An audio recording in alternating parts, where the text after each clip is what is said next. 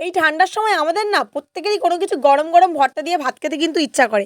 আমি তার জন্য আজকে বানিয়েছিলাম টমেটোর ভর্তা। প্রথমে গরম তেলে আমি কয়েকটা শুকনো মরিচ ভেজে নিয়েছি, তারপর ওই একই তেলে দিয়ে দিয়েছি কয়েক টুকরো কিন্তু রসুন।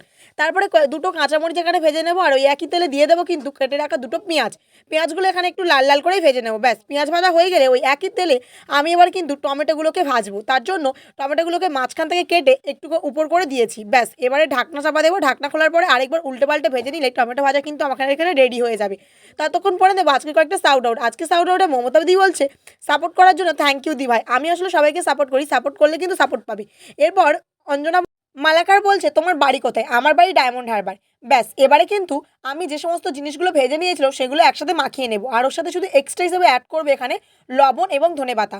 ব্যাস, টমেটো এবার মশলাটা ভালো করে মাখিয়ে নিলে কিন্তু টমেটোর ভর্তা রেডি হয়ে যায়। গরম গরম ভাতের সাথে এই টমেটো ভর্তা কিন্তু একদম জমে যাবে। কেমন লাগলো কমেন্ট করে বলে যাও।